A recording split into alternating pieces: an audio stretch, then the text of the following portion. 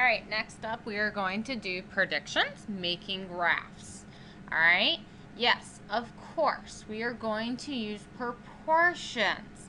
All right, we can use proportions to make predictions if we are given a small set of data points. All right, if we're given a small thing of data, we can make a prediction based on that about more people. So let's look at an example. We have this histogram that displays 28 of my students' grades on the last test.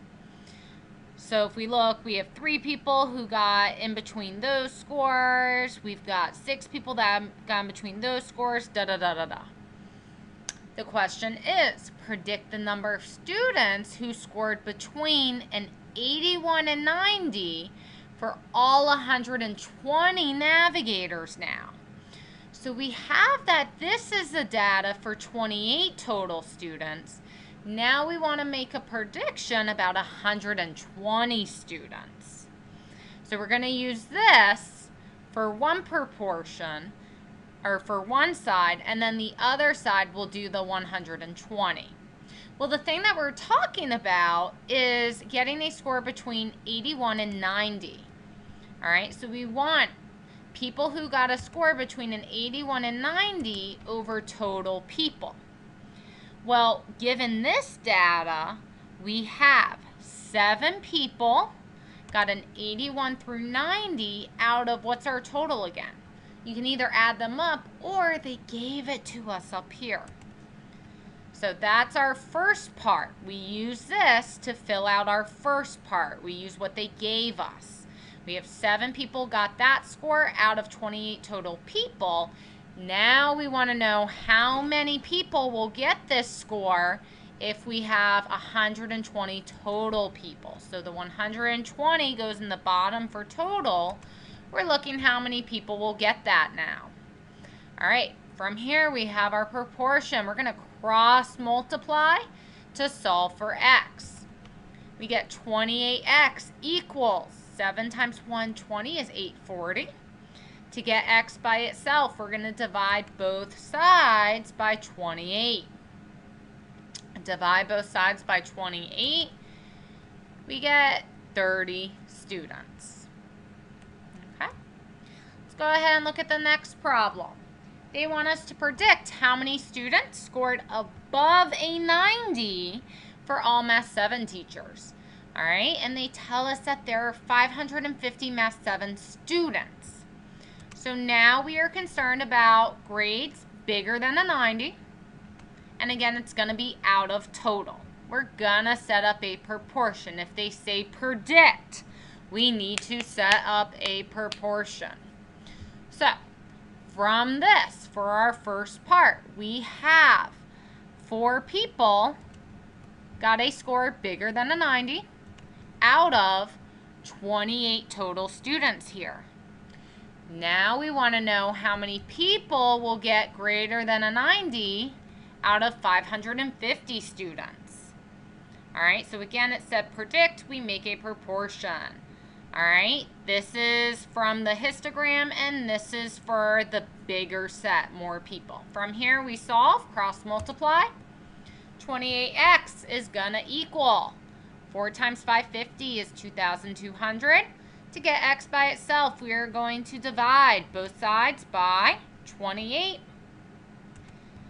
We get x equals 78.57 da-da-da-da-da. In our calculators, we're talking about people, so we can say about 79 students. All right, let's look at the next one. So now instead of a histogram, we have a bar graph about cereals. All right, so this bar graph shows 15 of my students' favorite cereals. Predict, so set up a proportion. So predict how many of the 557th graders' favorite cereal would be Cheerios. So we're concerned about Cheerios. It's going to be Cheerios over total to set up our proportion. So from here, for our first part, we're going to use this. How many students like Cheerios? 2 out of a total of 15. So 2 like Cheerios out of 15 Now we want to know how many like Cheerios out of 550. All right, from here, go ahead and start solving for x. Use that cross multiplication. We get x equals 73.333333. We could call that 73 students. Okay. Number 4, ask, did most students choose Life cereal? All right, my keyword for this one, this is not a prediction. This is one of those did most. Remember, in order for it to be most, we need to be greater than 50%. So, we need to find what percent of people liked Life. Well, it was 6 people out of 15. All right, 6 people out of a total of 15. That's what's going to give us our percent. So we use our division. We get 40%. Guys, is that more than 50%? No. So no, most people did not choose Life cereal because it is not more than 50%. It would be the mode, but even though it's a mode, it's not most people, guys, because it's not more than 50%. Number 5. What is the probability, all right, probability, keyword, that a student does not select cornflakes? All right, so not cornflakes. So we want everything except cornflakes. So add up everything else. We get 11, and it's probability, so we need a fraction. All right, not cornflakes is 11 out of the total, which is 15. We can either leave it as a fraction, or we can turn it into a decimal, or a percent. All right, last one on this page. Oh, we have predict. Remember, when they say predict, we're going to set up that proportion. So predict how many of 120 navigators would pick Kix. So we're concerned about Kix. It's going to be Kix over total. All right, we have from here 3 students liked Kix out of 15. Now we want to know how many would pick Kix out of our 120 navigators. Go ahead and cross multiply to solve for x. We should get 24 students. Okay. All right, guys, from there, why don't you go ahead and pause and try the back on your own. When you're done, go ahead and hit unpause to check, and I'll explain some of them in case you got anything wrong. Okay? All right, on number 7, it's another prediction. We're going to set up that proportion. We're concerned between 5 to 9 over total. This is the proportion you should have set up. When you cross multiply to solve, you should have gotten 25 students. Number 8, it is another prediction. You were using a proportion again. All right.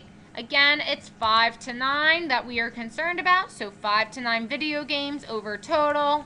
This is the proportion this time. Instead of 120 students, we want to know had that many games. It's out of 1120. And you should have gotten this. Okay. We would have just called it 233 students.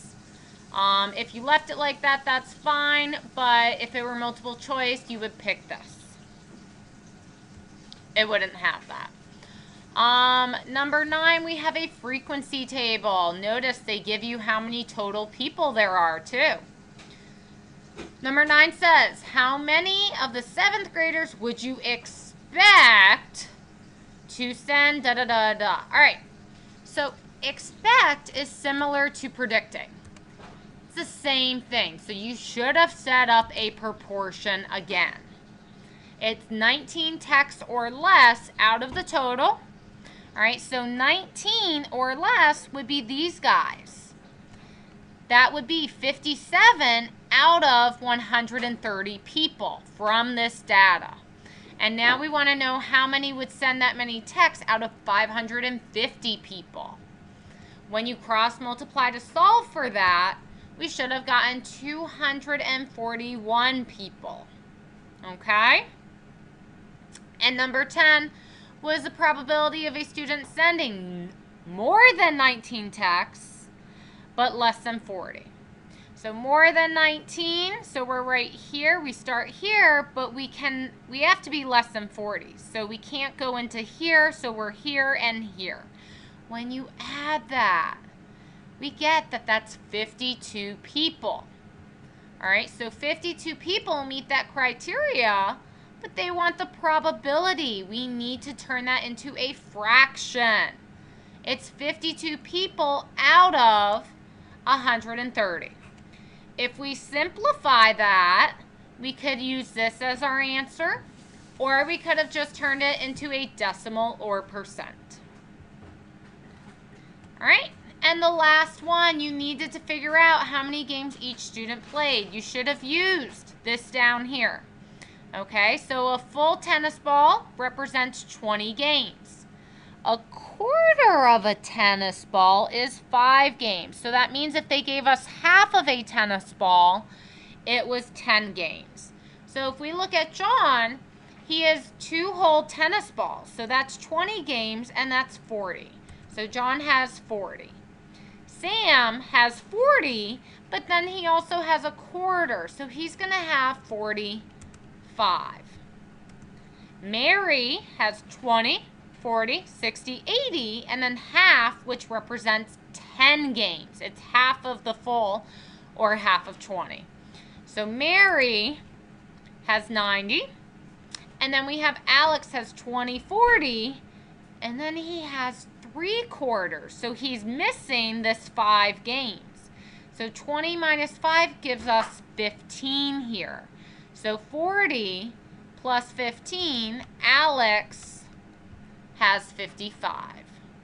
All right, once you're done with this and you feel good about it, you're going to start the next set of notes. It's a little bit of review. It won't be bad, I promise. All right, get checked and let's move on.